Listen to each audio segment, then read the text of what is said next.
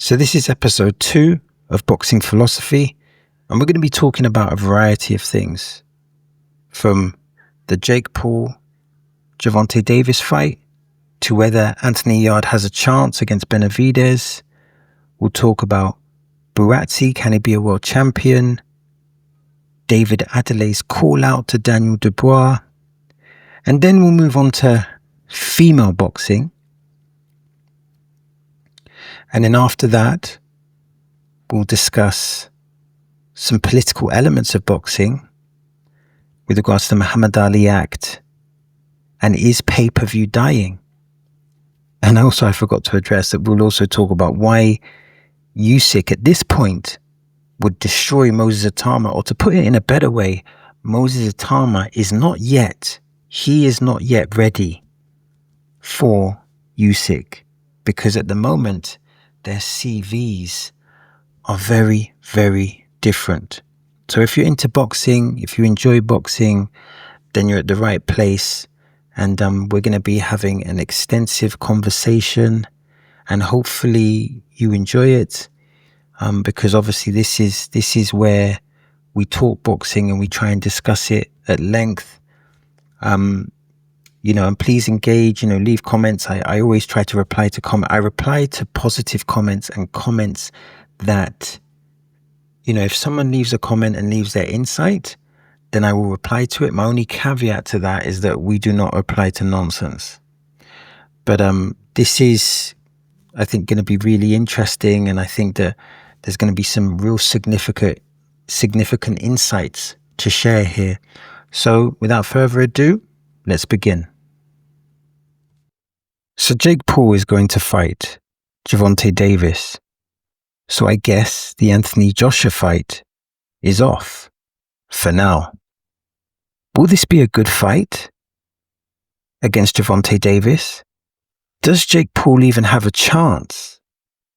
And does Jake Paul have the resume to fight someone like Tank Davis? And does this fight hurt boxing, or does it help?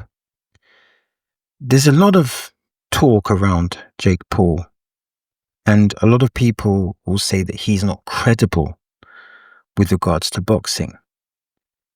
I guess in one sense, Jake Paul does have quite a bit of credibility, because yes, he was a YouTuber, but he has fought fighters and he does have some form of a CV. I mean, you have Mike Perry, who is a bare knuckle boxing champion. You have Tommy Fury, who at the very least was a contender. And then you have Julius Caesar Chavez Jr. Of course, Julius Caesar Chavez Jr. was past his prime, but I do believe he was a former world title. So, and then you have a variety of UFC fighters. Now, you can say that they're not credible boxers, but they are credible fighters. Yes, there's a context. They're not boxers and they're past their prime. But being a YouTuber and putting yourself in against fighters, people that can fight, that in itself shows that Jake Paul has a particular mentality. So in one sense, he is a boxer. He's taking it seriously, from what I've heard. He's training hard and he's taking calculated risks. They are risks, but they are calculated. So, and another thing as well, and this is something I wrote in my notes, he has taken punches in the ring, particularly against a lot of the UFC competition that he had in the boxing ring. And to us, he passed that test. He didn't just take punches and then thought, nah, I don't want to do this. He kept fighting. Tommy Fury, yes, he lost that fight against Tommy Fury, but he competed. It was a competitive fight, and he did knock Tommy Fury down. Now, the jury is out on how good or how bad Tommy Fury is, but Tommy Fury is a professional fighter. He's a professional boxer. He is someone, to my knowledge, that has dedicated his life to boxing. And he has a professional outfit. Say what you want about Tyson Fury's dad, but he's been in elite boxing camps. So the fact that he's guiding Tommy Fury and he's defending the Fury name to a certain extent, that in itself lends credibility. But again, only time will tell with regards to how good Tommy Fury is. Again, Tommy Fury is very marketable. In terms of his media personality, he's someone that's marketable. He can market fights. He's considered to be good looking. He has a great physique. So he is marketable. But how good is he as a boxer? That question has yet to be answered. So one must ask, why is Gervonta Davis taking this fight? Clearly, this doesn't add to his boxing credibility. And the most obvious answer would be the main reason you would think he would take this fight is for the financial gain. I'm not one of these people that criticize boxers for taking big paydays. Gervonta Davis has, to my knowledge, dedicated his life to boxing. He's dedicated his life to boxing.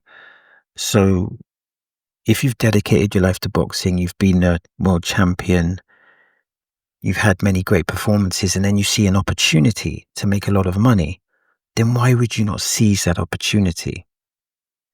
It makes a lot of sense. Now, one could say, what about the reputation of boxing? Is he tarnishing the reputation of boxing? That depends on the perspective.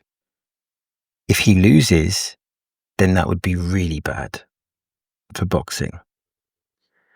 But I guess from Tank's perspective, I think it's important to realize that when you're a boxer, you've got a very short window to make a lot of money.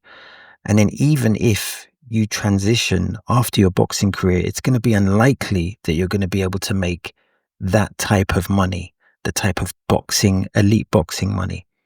So it makes sense that within that short window of opportunity, you maximize your earnings. That makes sense. As I've stated before, in a capitalist society, food, clothing, and shelter cost money. So I think we should be careful with our criticisms of Tank. Also, there could be motivation to get even bigger paydays. However, despite all of this, I think it's quite clear that when we take the money out the equation, Jake Paul has a lot to gain.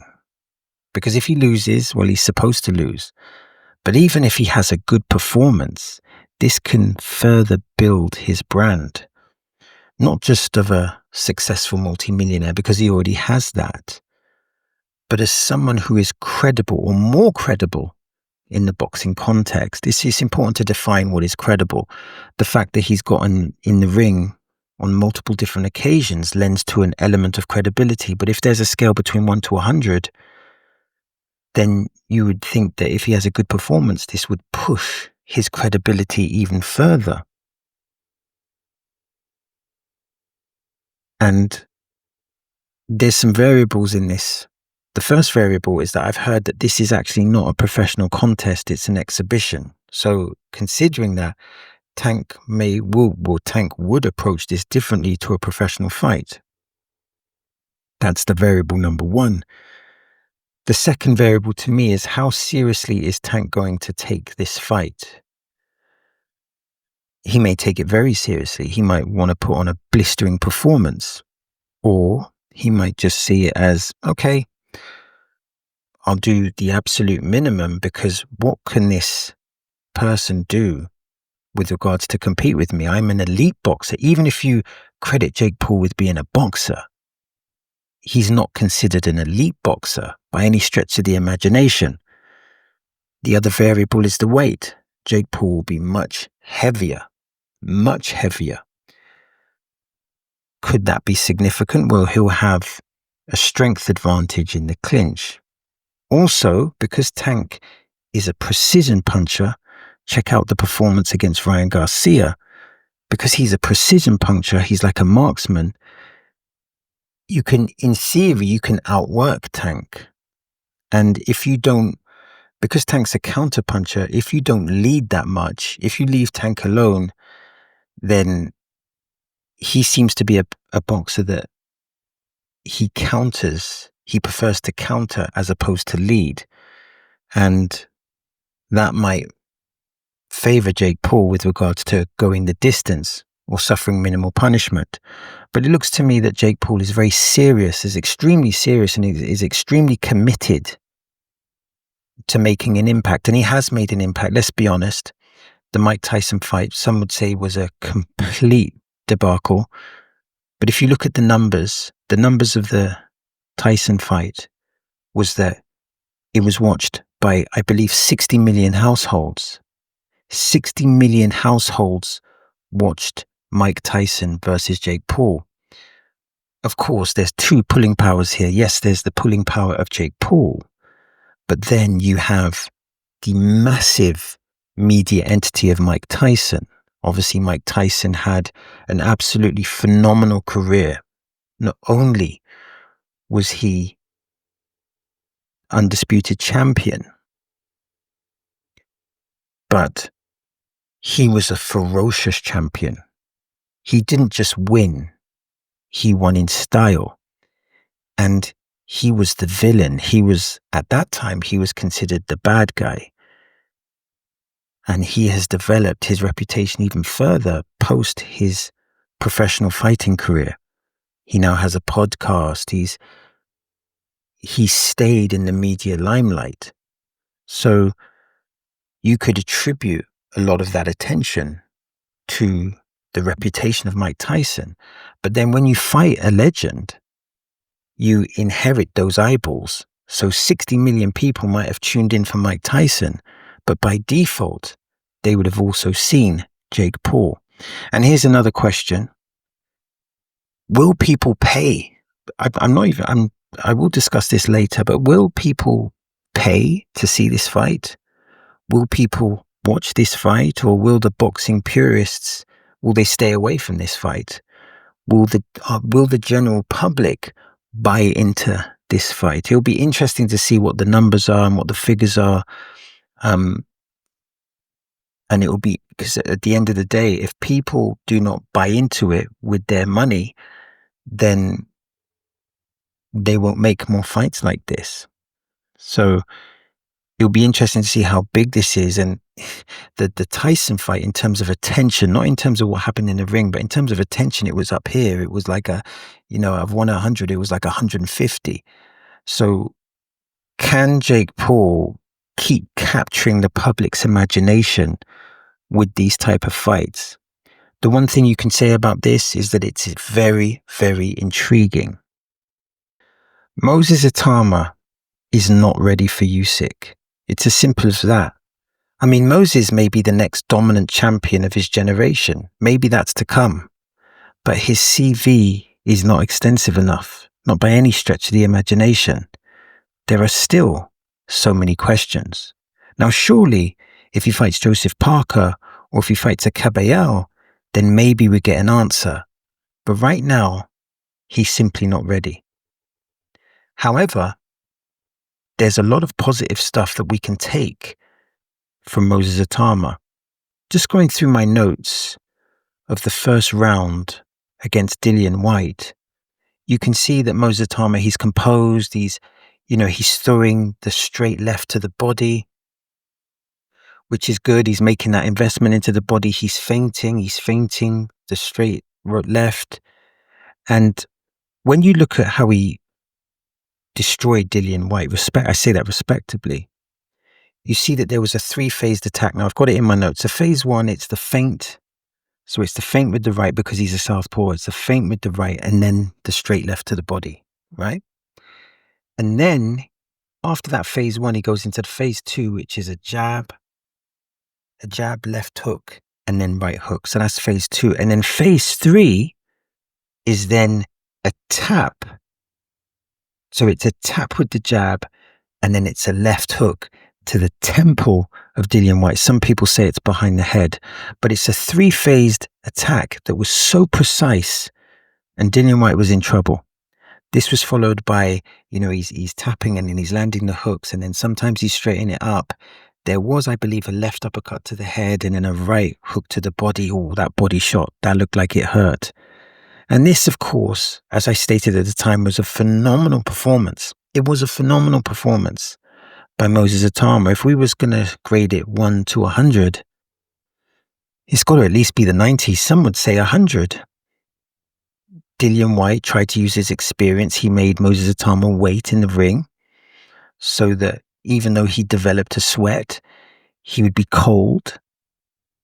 And Dillian Whyte brought a wealth of experience, an extensive CV he brought to the arena. Allegedly, he also brought an injury. But that's not Moses Atama's fault. He handled the situation. He handled the magnitude of the occasion phenomenally, and he executed with absolute precision. We've got to give him credit. But when we look at Moses Atama's CV, we see a lot of people talking about him, and credible people, boxers saying that, yeah, we've seen him spar and he's the real thing. And that's an element of credibility. That is. Then we see the performance against Dillian Whyte, which was absolutely spectacular. Also, the performance against McLean was a good performance. But this is a good CV, right? That's a good CV. But then we got Usyk. And when you compare the CVs, they're just totally unbalanced. So Usyk's CV at the beginning, we're talking professionally here, not amateur. You have the undisputed cruiserweight champion. And then you have the undisputed heavyweight champion. But to get there, we have the 2 victories against Anthony Joshua, former 2-time heavyweight champion, beat him at home. That is a very, very good performance. Both of them were great performances. The first performance was phenomenal. And the second performance, he encountered a better Anthony Joshua. A Joshua with a different team, a Joshua that came to put on the pressure, a Joshua that he came to win the first time, but he came with even greater desire and a greater game plan. And in round 9, it looked like Anthony Joshua was going to take over the fight. And then Usyk showed that he had resilience at the elite heavyweight level. And he came back and he won emphatically. It was a phenomenal performance. And then he has 2 wins against Tyson Fury. Many people were saying that Tyson Fury was one of the greatest heavyweight fighters of this generation. Tyson Fury came in with a great CV. He was undefeated. He beat Klitschko. He went to basically Klitschko's backyard. I say that hyperbolically. And he beat him on a decision. Again, that is phenomenal.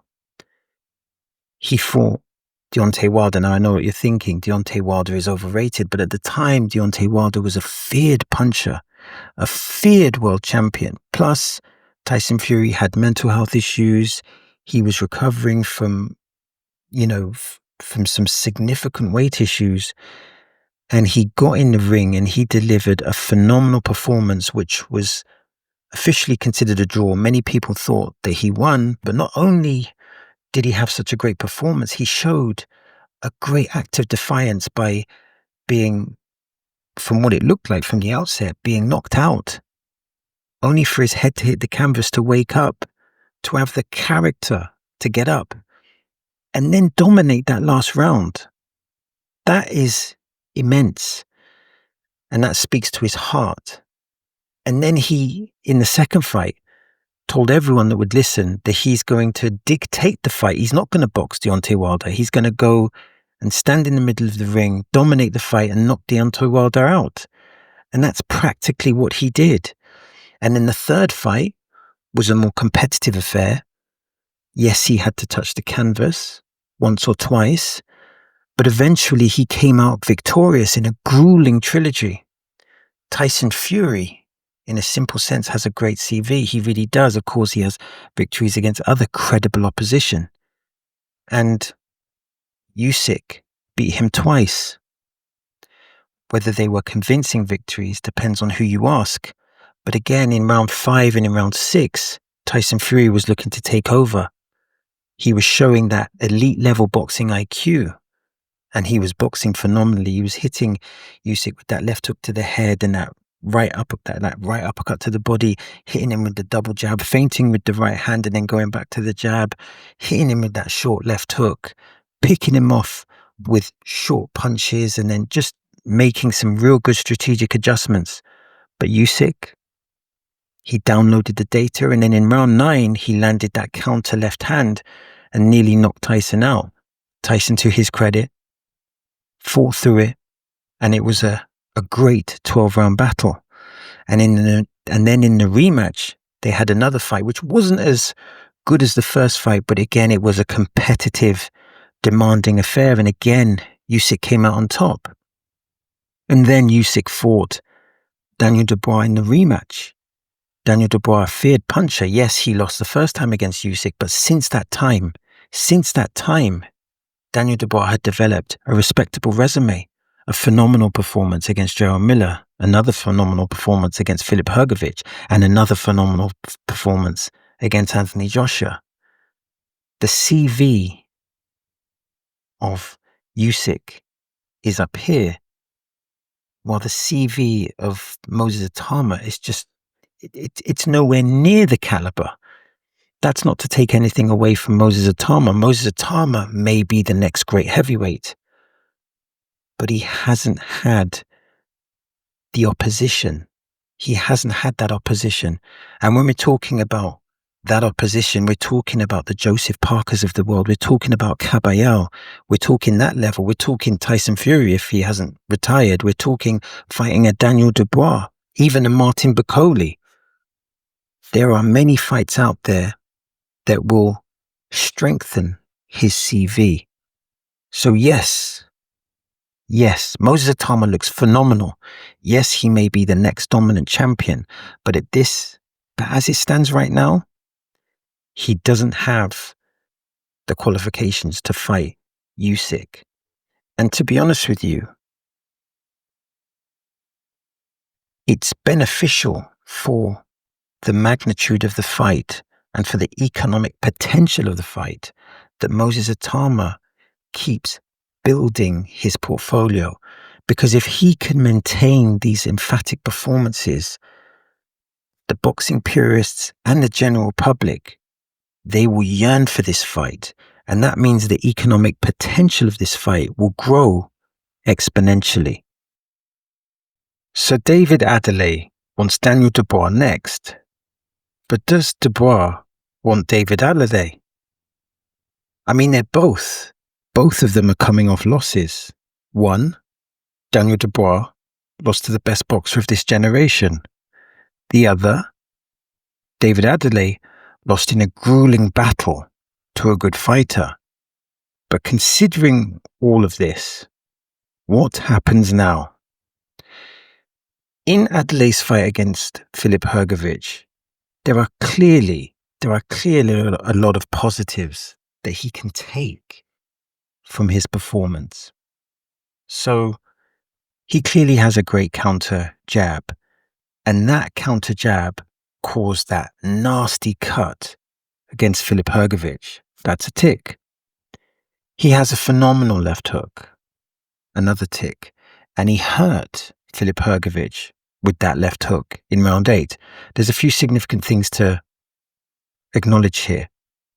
Number one, he hurt Filip Hrgović, who has a good chin and who has good punching resistance. But number two, he came back from adversity. He was put on the floor in round 8, came back, stayed composed, and landed that counter left hook, and then followed through with a sequence of ferocious punches. Also, and this is a byproduct of round 8, he showed he has a warrior's heart. But there's some things that David Adeleye needs to work on. He needs to work on his boxing intelligence. We need to see more punch creativity. The left hook is always behind the counter. But what about setting it up with a straight right and a left hook? What about double jab, straight right and then a left hook? What about a jab to the body and then a left hook to the head? What about doubling up that left hook? What about throwing the left hook to the body and then throwing the left hook to the head? There needs to be more punch creativity. There needs to be more boxing intelligence. Yes, there is some boxing intelligence, and let's have it right. Adam Booth is in his corner, and Adam Booth is a very credible, intelligent man and an intelligent boxing trainer. But they need to work on that boxing intelligence. they need some more time to work together.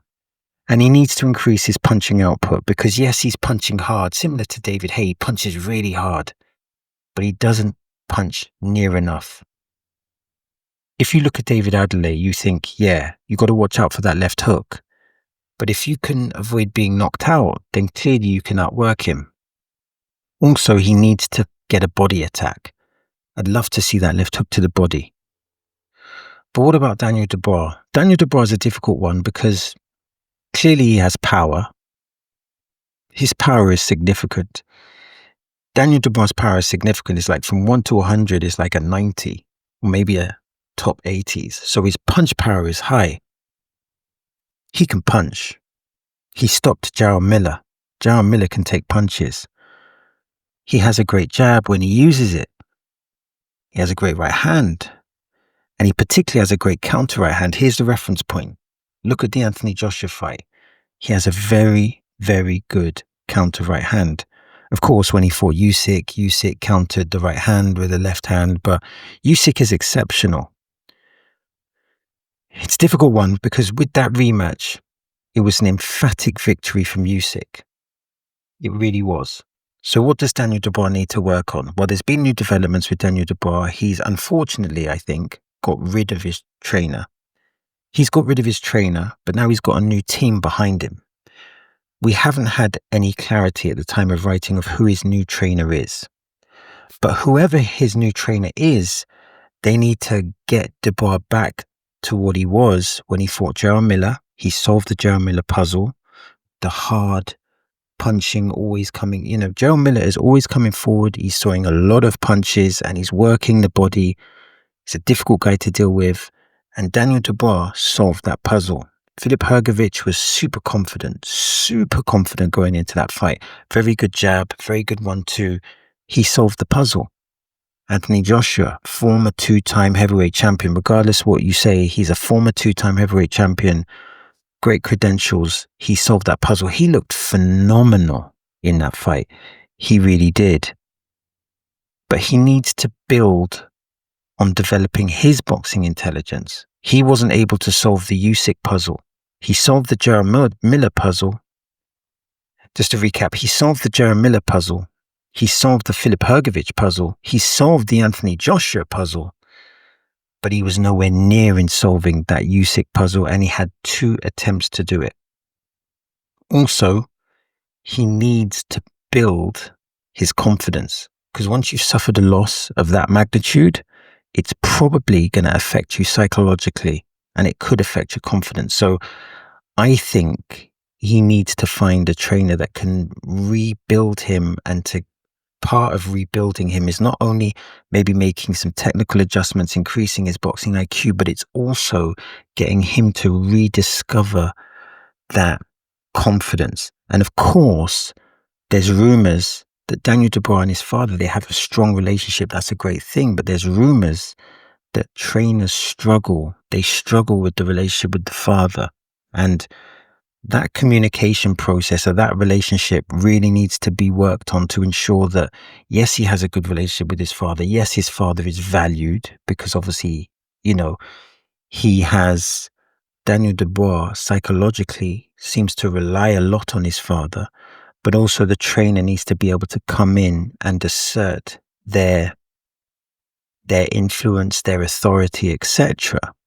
So Daniel Dubois has a lot to work on. Adelaide also has a lot to work on.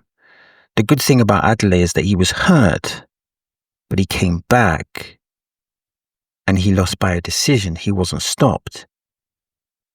And I think a lot of people would agree that Adelaide has improved since the Fabio Wardley fight. And I think generally speaking, the Adam Booth collaboration has been positive. There was the phenomenal performance against Solomon Dakers. Phenomenal performance. His performance after that, not so phenomenal, but he still got the knockout. And then he had a grueling contest with Filip Hrgović. I think the next steps for Adelaide is going to be essential. But one thing I would say, if I was Daniel Dubois, I wouldn't take the fight right now. I would have a few warm-up fights or have another warm-up fight. and then consider taking it. But what I would say stylistically, because people say styles make fights, stylistically, this fight would be grueling, potentially. It would be a grueling fight. And I would like to see the fight. I think in terms of the styles gelling together, you have Daniel Dubois, who again is a thudding puncher. Adelaide has a phenomenal left hook. I think, this fight could be grueling. There could be multiple knockdowns. And I think generally speaking, this could be a very competitive fight. So it's definitely a fight that has the potential to be very, very exciting. And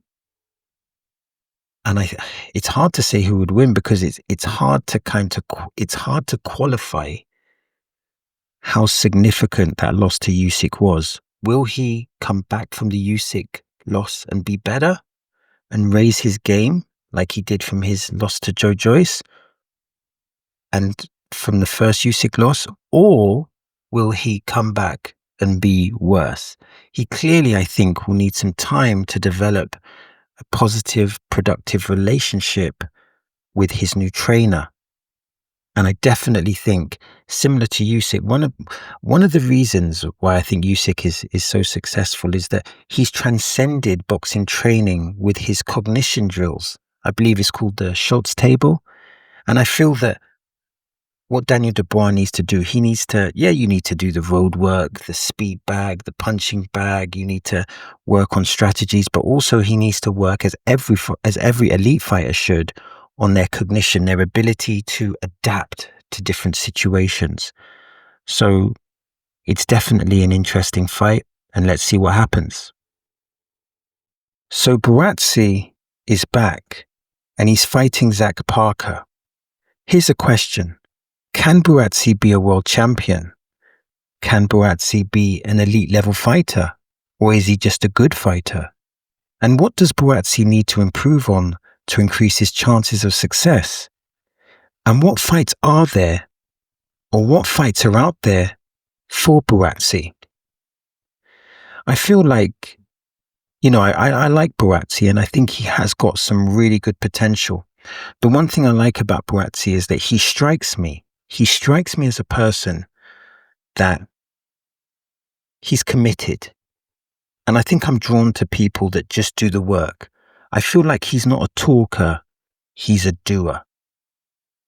And I feel that Buatsi is a respectful person. So I think outside the ring, or the way he conducts himself outside the ring, is commendable. And I also think he actually had a good performance against Callum Smith. Was this poor matchmaking? Or was it is it poor matchmaking? Or if you believe in your fighter, do you just throw him in with the lions because you believe that your fighter is the biggest lion or the strongest lion? I think many people, considering the performance that Callum Smith had against Butabuev, considering that performance, I think if you analyze that performance objectively, you may consider that Callum Smith was not only the fighter that he once was, but now he's lost his punch resilience and he doesn't have the timing that he used to have. In other words, he's a shell of the fighter that he was. I remember when Callum Smith beat George Groves, and I remember being amazed by how good that performance was. But Buatsi showed a lot in that performance. He showed great character. He had to overcome a lot. He actually did try some old pro tricks, but Callum Smith was an old pro as well.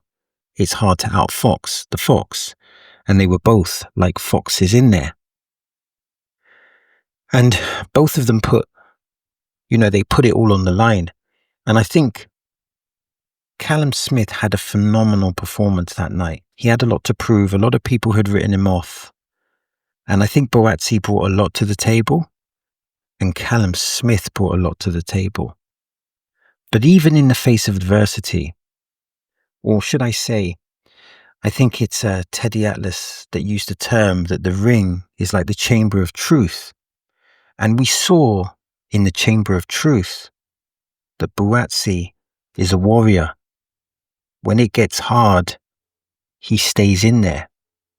And not only did he survive some of the barrages of punches, you could see that he was actually looking for opportunities. He was looking for opportunities. As Callum Smith would let his hands go, he would stay calm, which is the right thing to do, and then he would fire back. And Buatsi can take a lot from that performance. He really can. So what did Buatsi did well? Well, I have some notes here. So one of the things he does well, and this is typical of anyone who trains with Virgil Hunter, high quality trainer, he has a small target. The target is small. He doesn't fight tall. So it's a small target. You have to punch down at the target. He has creative punch innovation. Buatsi throws different types of punches. As he showed in this fight, he has strong punching resistance. He definitely has good punching resistance. And he showed that against Callum Smith, who's a good puncher. And he has great explosiveness. At times, he'll just burst into action. He almost reminds me a bit of an Evander Holyfield type fighter, where he'll go quiet, he'll wait, and then he'll explode with a flurry of punches. But clearly there are some things to work on. I actually think Joshua Buatsi does have a good output. It's easy to say that he needs to improve his output, but it's just Callum Smith just had a really good output that night. So you can't really criticize the stamina, but I think that Buatsi could use his jab more. And I think where he shoots the jab is important as well. I'd like to see more jabs to the chest. I know Virgil Hunter is an advocate for the jab to the chest. So just more jabs, more variations with the jabs. More of an investment to the body. Definitely more of an investment to the body. And even though his punch creativity is good, he can still further develop his punch creativity. So I think I'm not too familiar with Zach Parker. I need to look deeper into his CV. But I think that when we talk about Buatsi in terms of can he be an elite level fighter, can he be a good fighter, can he be a great fighter? Of course, we need to acknowledge in boxing there's different levels. There's British level, there's European level, and then there's contender level, and then there's being a champion. And I think with Buatsi, what you can objectively say is that because of his commitment to the sport, because of his commitment, he can reach his ceiling. And it's hard to define what that ceiling is. At the very least, you would say a credible world title contender. But I believe that on the right night, Buatsi could be a world champion. So what fights are out there for Buatsi? I think the Anthony Yarde fight is a massive fight. That's a massive fight. And if I was Buatsi, I'd really fancy myself in that fight. Yes, Anthony Yarde has a puncher's chance and he punches really hard and he has a really good CV. Anthony Yarde has a really good CV against elite level fighters. But Buatsi can outwork him. And Buatsi has shown that he has good punch resilience. So I think Buatsi would fancy his chances in that fight. And economically, I think that should be a good payday. And I think there's public interest into that fight because Anthony Yarde has had a lot of exposure. He's had a lot of good fighting performances and he's a presence. You know, the boxing, he interacts with the boxing media. And I think that fight could make economic sense, but also I think their styles could gel very well. And that could be a really good tear up. I definitely think there would probably be some motion for a rematch. Of course, you have the Callum Smith too. Now, I think the Callum Smith fight was amazing. I think it was a great fight. And I think the rematch, there's no reason to think the rematch would not be a great fight. Don't think he should just jump into that, but I think redemption potentially down the line, you know, it'll be good for his confidence, but also I think that it's hard to say. would the British you would think that the British public, considering that they saw the first fight and the first fight was such a grueling affair, you would think that the public would buy into the rematch. But could it be a main event? I'm not sure. It could be a main event, but when there's different types of main events, could it be a pay-per-view? Maybe not right now, but it's definitely a fight that will have some level of interest. And of course, there'll be some good paydays there. And let's not forget, let's not undermine Callum Smith. I mean, he's fought George Groves, he fought Canelo. Again, he has an extensive CV.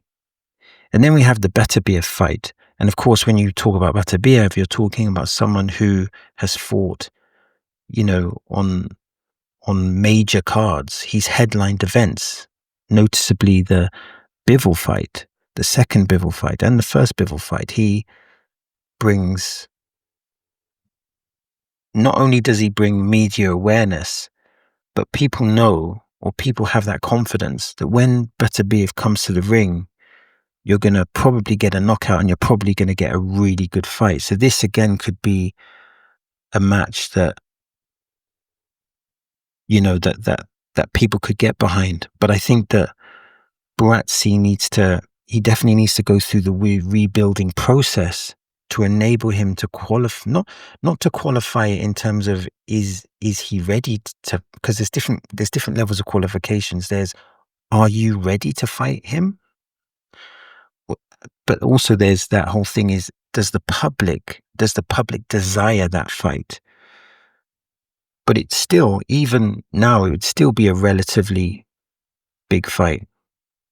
But if Buatsi is able to notch up some wins, able to build some confidence, able to have some good victories, then these fights can get exponentially bigger. The biggest fight right now, I think, for him is the Anthony Yarde fight. And then obviously there's a new variable of a new promotional team. We have the same trainer, Virgil Hunter. I think Virgil Hunter's a good trainer. He trained Andre Ward. And that in itself speaks volumes. He was the main guy behind Andre Ward. And Andre Ward was an amazing fighter. And, typically Virgil Hunter, he has a training system that locks into harnessing your boxing IQ. And from what I understand, that Virgil Hunter, he adopts like a father figure role with many of his fighters. And I think it's good that they're still maintaining that professional relationship, because I think Buatsi does have potential, and I do believe that he can still go places. Does Anthony Yarde have no chance against David Benavidez? Are there still lions in the camp? Anthony Yarde is good. Some may say very good. But Benavidez, he just might be exceptional. With his triple left hooks and ferocious pressure, it's going to be a big ask. You know what? When it comes to Anthony Yarde, I think some of the criticisms that are leveled against him, Anthony Yarde are not founded. And let me explain. A lot of people said he was a protected fighter, yet he fought Sergey Kovalev, who was a beast. Also, he fought Beterbiev, who is a beast, is a monster. And now he's going to be taking on Benavidez, a fighter that is very much feared. I actually saw his performance against Caleb Plant, and I think Caleb Plant is a good fighter. I think he had a good performance against Canelo, and I think he's technically very good and he has good movement and good punching. But Benavidez's performance against Canelo was phenomenal, simply phenomenal. So, and I've kind of answered this question, but it's an important question. What is Anthony Yarde's CV, and is it credible? And I would say, based on the two fights, the Sergey Kovalev and the Beterbiev fight, it's a good CV. Of course, these were losses, but they were losses to elite fighters. And they were competitive fights. I believe against Sergey Kovalev in round 7, he not only hurt Sergey Kovalev, but he nearly stopped him. I can't remember what round it was, but I think it was round 7. And that was a good performance. It was competitive. Yes, he was losing the rounds. Yes, he suffered the knockout. But he showed that he could persevere. He showed that he had patience.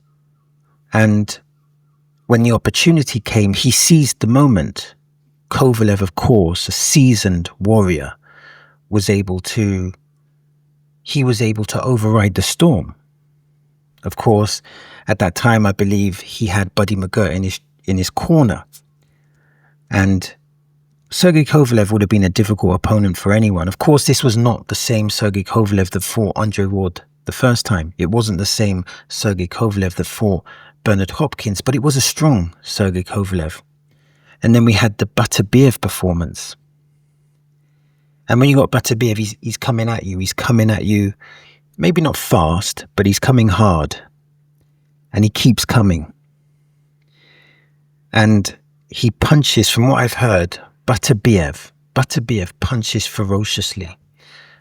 So this was, for him to take the Beterbiev fight is a testament to the heart of Anthony Yarde. It's a testament to the heart of Anthony Yarde. Let's briefly speak about his performance in that Beterbiev fight before we go and discuss more about his chances against Benavidez. Well, the one thing I liked in the Beterbiev fight was that short left hook that Anthony Yarde threw. So he was moving across the ring. He was using the jab more. That was good.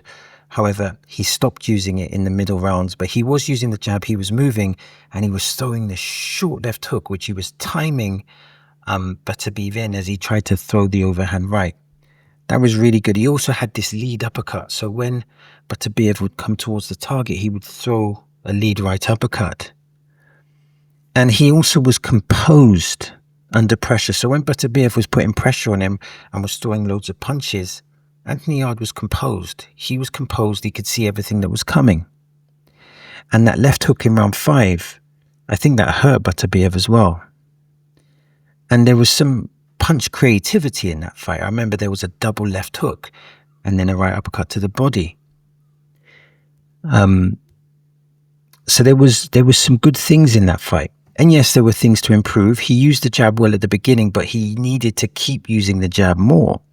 He was on the ropes too much, which allows Beterbiev. Funnily enough, Beterbiev doesn't even need to punch through the target, but being on the ropes against Beterbiev is a very bad idea.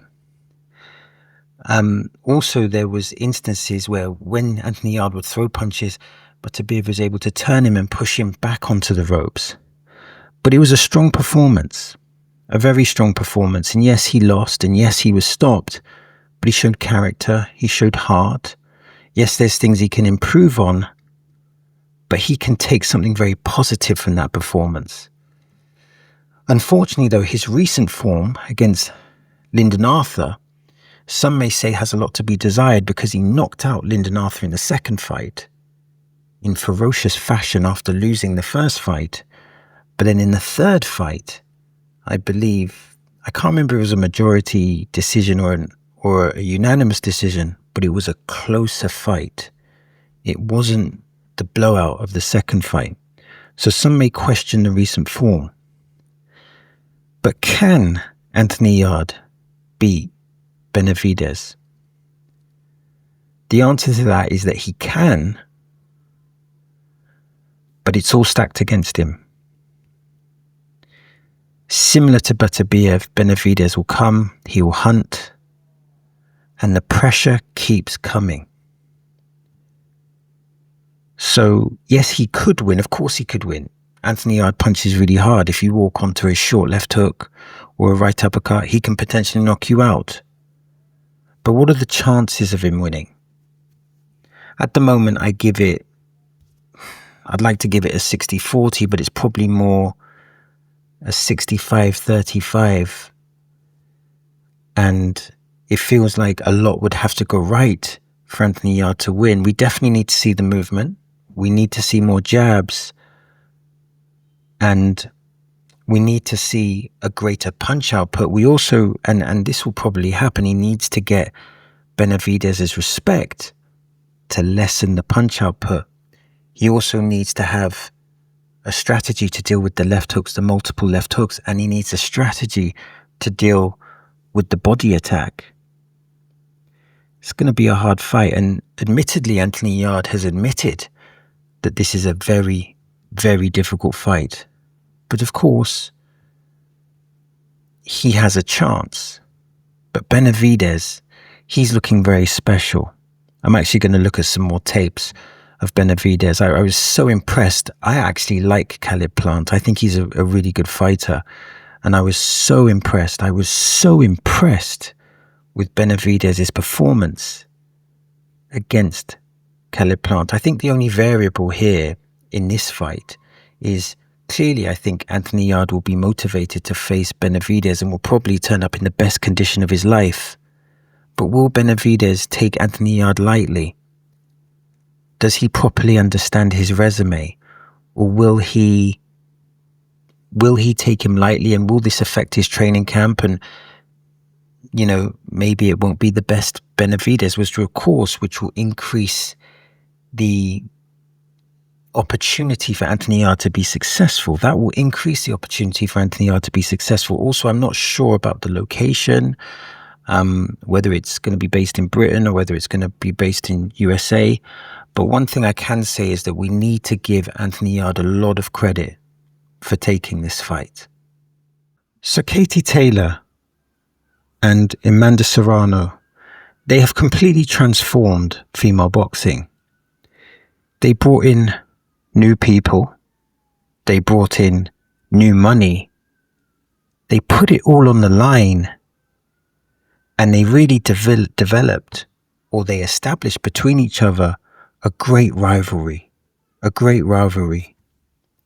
But what's next for female boxing? And will female boxing continue? Will it continue to flourish? Well, when you think of Katie Taylor, you know, she's loved by the British public, loved in Ireland. She brings a lot to the table. She's a fast fighter. She uses a lot of movement, quick, sharp combinations, good fundamentals. She's passionate, and she has good boxing intelligence. And then you have Amanda Serrano, who's like, I feel like she's like a boxer puncher. She hunts you. She has some good body work. And what's unique about her is that she's a southpaw. It's the right jab that's coming. So the punches, they come from different angles than a conventional fighter would expect. And, you know, sometimes they'll say that your opponents make you who you are. Or in another way, your opponents, they define you. Let's elaborate on that.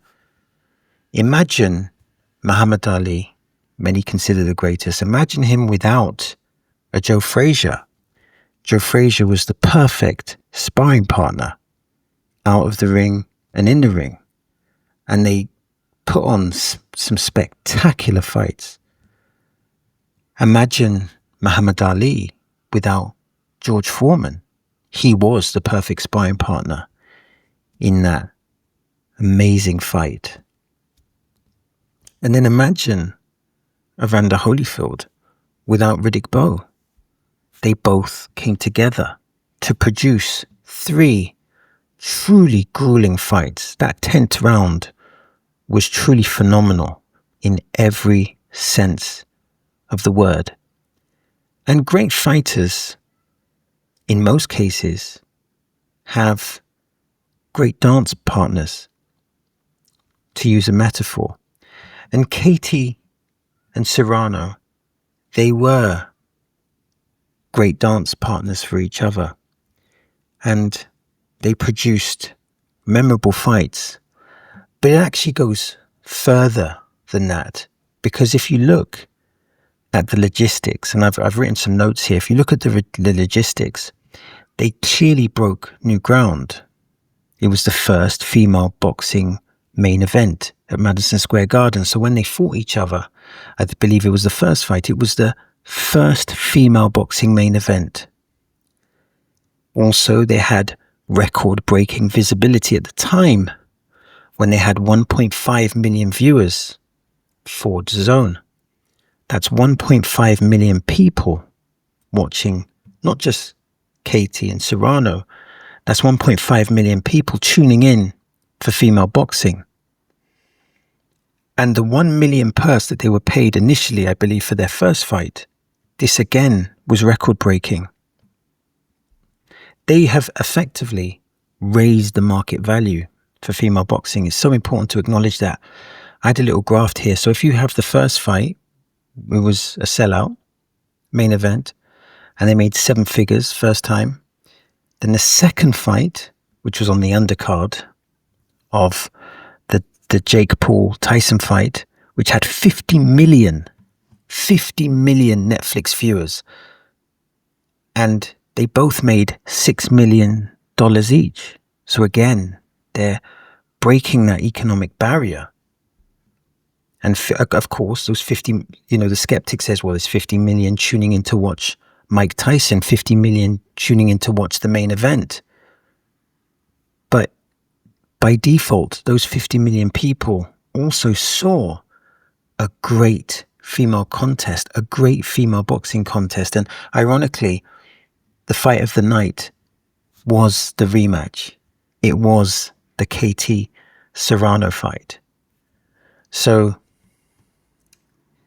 and again, the third fight here, you got 2.6 million gate. And again, that's another record. And again, they got 6 million each. So it's important to acknowledge various things. Number one, that the great fighters have great dance partners. But number two, from the female boxing context, they have crossed the line. They have put female boxing to a new level of visibility. They have created a new level of positive visibility for female boxing. And they have earned different types of money. And I think that that's something that should be acknowledged more. Interestingly, I was actually going through and I was asking myself a question. Who's like the greatest female boxer of all time? And I was looking at some of the names, and obviously Clarissa Shields. Many people put her at number one. And I totally understand it, multiple weight champions, success after success. I can understand that. Then you got Layla Ali, the daughter of Muhammad Ali, I believe. And again, she has an extensive CV. Then you got Chrissy Martin. And, people don't understand that she brought, in terms of being a power puncher and knockouts, she brought something completely unique to female boxing, because she wasn't only just knocking people out, she was knocking people out in a ferocious way. You could call her like the female Mike Tyson. And I believe she was on the undercard of the Mike Tyson Evander Holyfield fight, the first one. And again, she delivered a chilling knockout. And unfortunately for her, I was actually looking into it and thinking, how come she didn't go further in her boxing career? And at that time, and purely a time issue, many regulators would not license female boxing. And there was a cultural pushback. So unfortunately, due to the culture at the time, this derailed Chrissy Martin, because let's be honest, if she was about now, with her knockout power, she probably would completely transform the sport. I wouldn't say she was the best boxer, but she definitely brought the most excitement. Then, of course, you got your Katie Taylor, Amanda Serrano, and of course, you got Holly Holmes. And it was funny because when Holly Holmes fought for the UFC title, I so wanted her to win that fight. And I felt when she beat Ronda Rousey, who was considered at that time to be unbeatable, she was considered a machine. But I feel like when Holly Holmes went into that fight, her boxing credentials in terms of what she did in the ring was phenomenal. But I felt it was under-recognized. But I felt that when she knocked out Ronda Rousey, not only was she celebrated within the UFC context, it kind of brought light back to her boxing career. So of course you have to put Holly Holmes up there. And then, and Holly Holmes is still fighting. She's, I believe she's with Jake Paul, has done a lot for female boxing. A lot of people don't recognize it, but he's done an awful lot for female boxing. And again, he should get that recognition. And then you got one of my favorite female boxers, or maybe the favorite female boxer, which is Lucia Riker. I hope I'm pronouncing that right.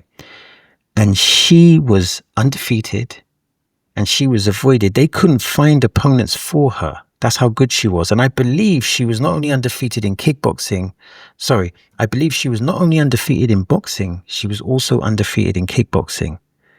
She was, yeah, she was mean with it. But unfortunately, and I'm looking here, it was injuries and lack of opponents. So injuries and lack of opponents, that cut her career short. So kind of similar to Chrissy Martin, there wasn't the opportunity for her to flourish. And I really feel for her, because if she was about today, she would have had some wealth, you know, she would have had some healthy competition. And unfortunately with Lucia Riker, we never saw how great she could have been, because she was so much better than everyone else. But I think it's important, or to me a question is, how does female boxing, how does it grow?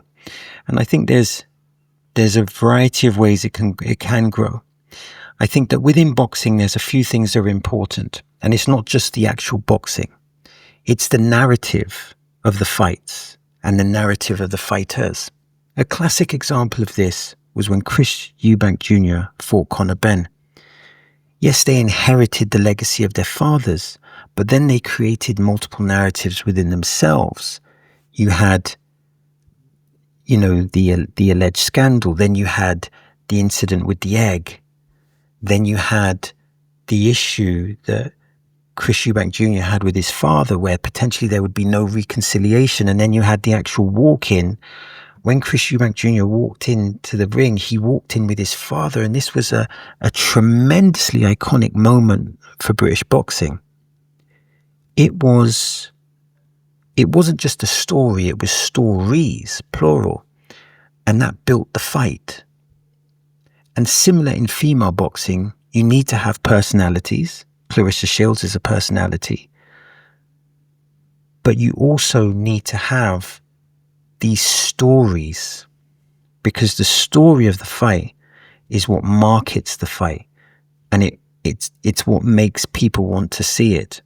I also think, and this is unfortunate, but with most female boxing contests, they go the decision, and the lack of knockouts, I think, can hurt the desire for not necessarily the boxing purists, but it can hurt the desire for the general boxing public. However, I feel that there is definitely a lane. If you have a female boxer that comes in now and starts knocking people out left, right and center, then there's definitely the opportunity for that person to garner some serious attention. And I think what female boxing needs now, it needs, yes, we've had some big fights, but it needs more big fights. And it needs more exposure, and there needs to be that collective, you know, that collective thing, that this isn't just for my career as an individual, it's for women's boxing collectively.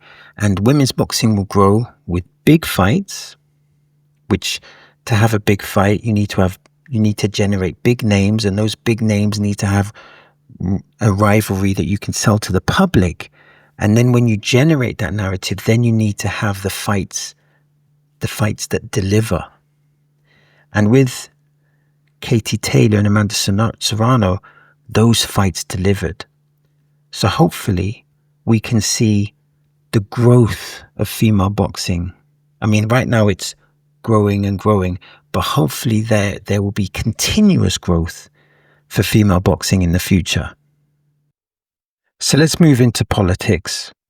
Now, if you're into boxing, you should know about the Muhammad Ali Act. Now, when I think of Muhammad Ali, I think of the knockout of Sonny Liston. I think about the epic fights with Joe Frazier. I think about that night, or that fight with George Foreman. I think about the charisma. I think about the charm. But this is something different, because this is an act that is there to protect fighters. Now, I'm going to be reading from my notes primarily with regards to this. So the first question is, what is the Muhammad Ali Act and why should you know about it? Well, in basic terms, it's a federal law to protect the rights and welfare of boxers. And I guess the first question is that if you have an act to protect boxers, the question would be, well, do boxers need protecting? And I think that there's a narrative bias that many boxers, many boxers have been financially exploited. Now, of course, boxers are typically very masculine. Clearly, they can fight. And clearly, this is not someone that you would just rob. But there's a difference between being robbed in the street and being robbed in a contract. So when we have a history, if we assume the premise is correct, that there's a history of boxers being robbed financially, then the Muhammad Ali Act is seen as something that can rectify this situation. It's an attempt, a legal attempt, to stop the injustice that happens in boxing. So basically, there's some expectations for what promoters must do. So one of the things is that promoters must disclose all revenues and expenses related to a fight. Obviously, when you have transparency is really important. If there's no transparency with regards to how people are being paid, then it's easy to manipulate someone. And fighters get to see how much money is coming in from ticket sales, sponsors, and TV rights. So they will have access to all this data, how much is being made on the pay-per-view, etc. And it's important because if you look at like the Dillian White Moses Atama fight, and I think this is a great thing, Dillian White, an older fighter who may be at the end of the road, even though he wouldn't have been considered the A side for that fight, he was paid well for that fight. He got 2.5 million for a non-title fight. And also he had the potential of 1 million depending on how the pay-per-view sells. So to me, that would indicate, a fighter that's getting a good, is getting a good payment package, and he deserves it. Look how much he's given. How much has he given in terms of raising his profile, developing his CV by fighting all these dangerous fighters, and then he gets to. We don't know if he's going to retire or not, but we do know that he will receive a substantial amount of money. So that's a good thing. So anyway, this is an important part of the act. A promoter cannot act as a manager. Because if a promoter can act as a manager, then there's a conflict of interest. So that's really important because that eliminates a lot of manipulation. And sanctioning bodies, so when you've got sanctioning bodies, you've got these different WBA, WBO, IBF, these are all sanctioning bodies. They must disclose their ranking fees and why certain fighters are given title shots. So if fighter A is given a title shot, then under this act, they need to have a justification as to why they are given a title shot. And there also will be bans of coercive long-term contracts. Again, historically, not going to name any names, but boxers have been trapped in bad contracts. So, and I guess that's why this is needed. So effectively, this is point 2 of the Muhammad Ali Act. So I think it's called the Muhammad Ali Act point 2. And the purpose is obviously to modernize boxing and create a context for boxing where fighters are protected, and I think everyone should really support that. Again, in my notes I've got there's a guaranteed minimum fighter pay per round, there's improved healthcare and insurance, and then tighter doping regulations. Now this is the important thing, and this is the important question. What happens if the Muhammad Ali Act is broken? What happens if it's broken? Now there's some good here and there's some negative. There's some good and there's some negative. So because the Ali Act is considered a federal law, the positive is that if it's violated, promoters can theoretically get fines and suspensions. So the best way to hit a promoter is to punish them economically. That's the best way to punish a promoter. You'll get their attention if you punish them economically. So a sanction that's significant would potentially stop the behaviors of promoters manipulating boxers. Now, really, you would want a culture where promoters act in good faith, but you could argue that the byproduct of capitalism being, negotiating, or part of capitalism is negotiating, negotiating the best deal for yourself.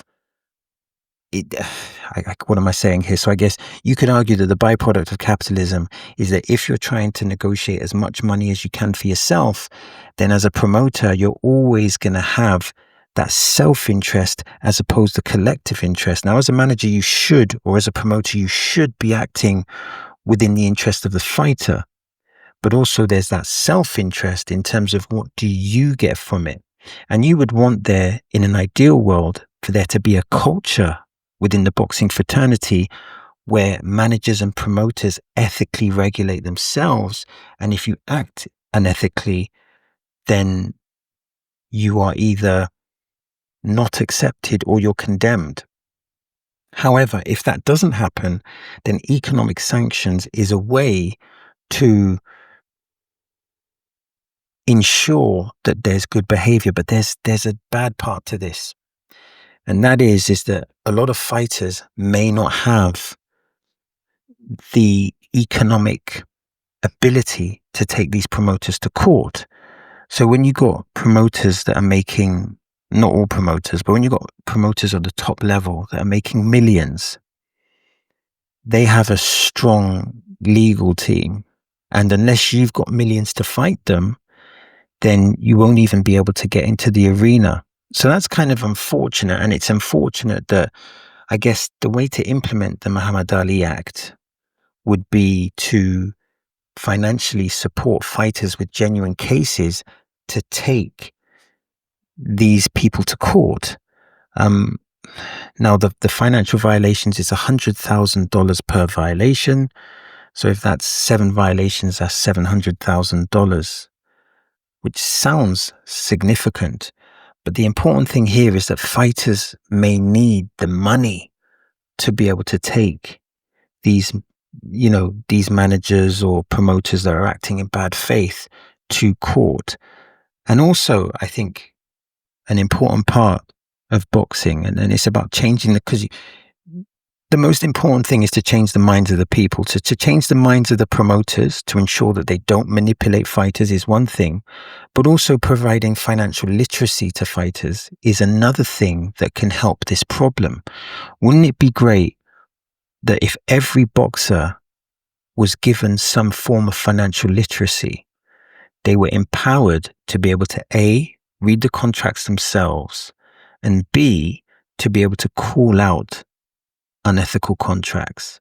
That would be, because, if you got like a 20-page contract or a 50-page contract, if you're not educated in reading and understanding that contract, then you are being put at a substantial disadvantage. So I think to really build a foundation on this act, there would need to be some type of financial aid for fighters who can't economically battle with promoters.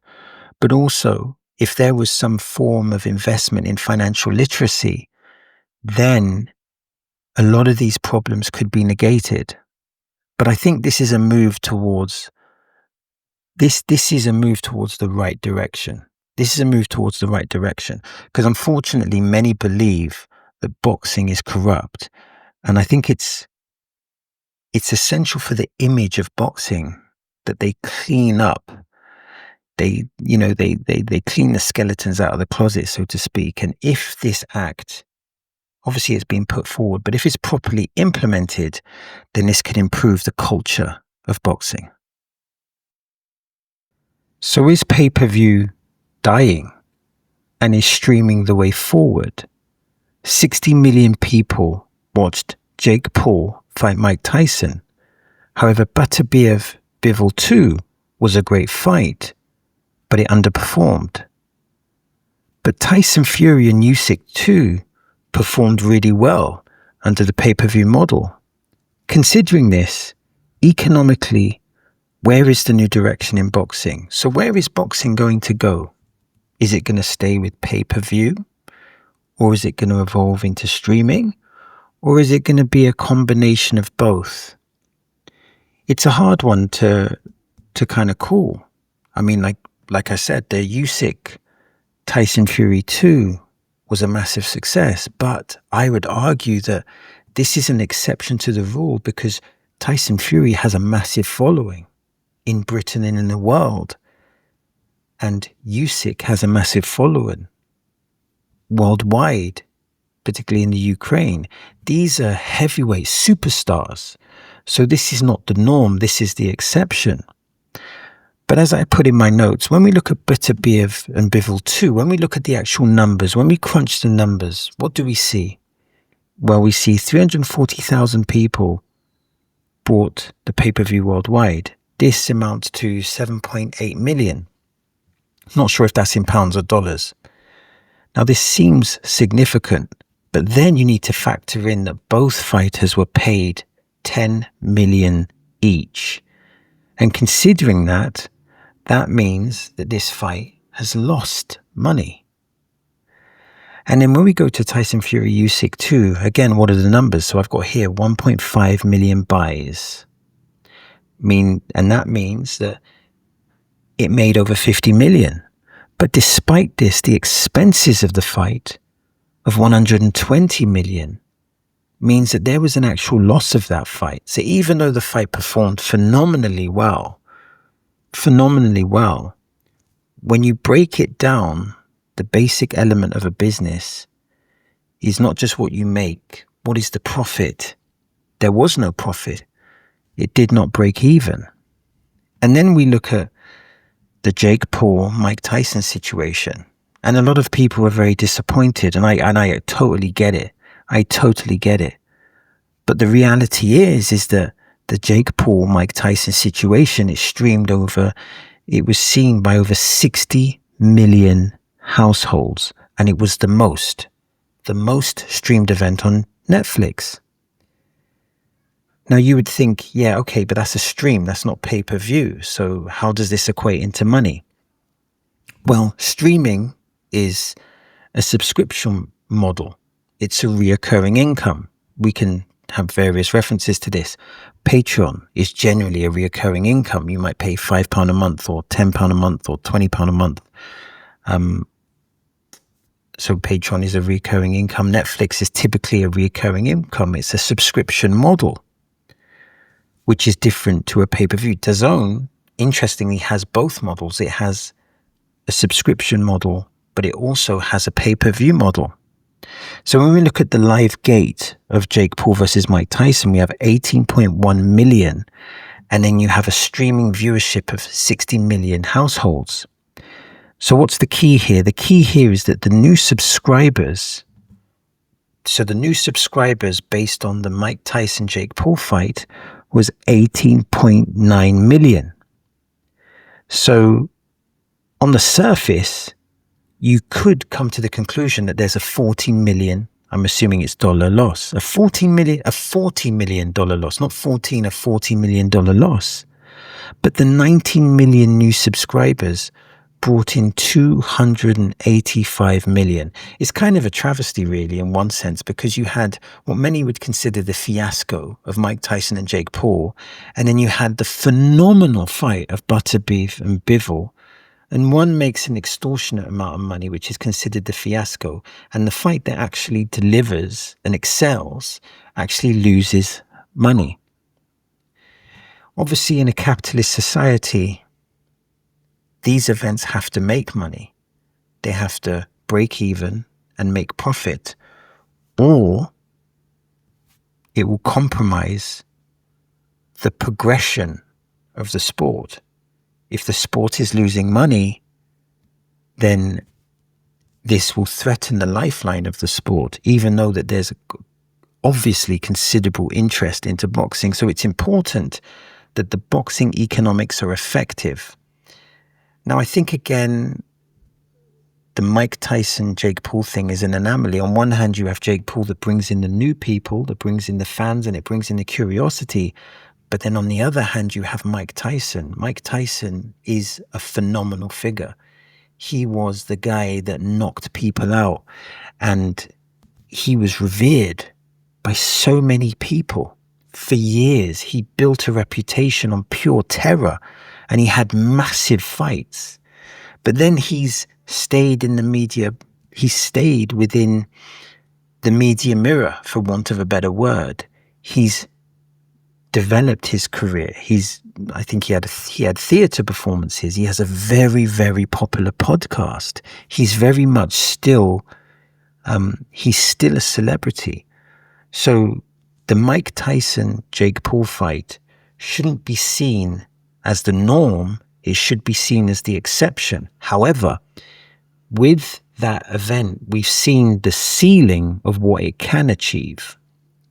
And I guess it shows the importance of why fighters build up brands, because look at that. Mike Tyson's brand, and to a certain extent, Jake Paul's brand on a lesser level, but he's still a famous guy, brought in 60 million eyeballs.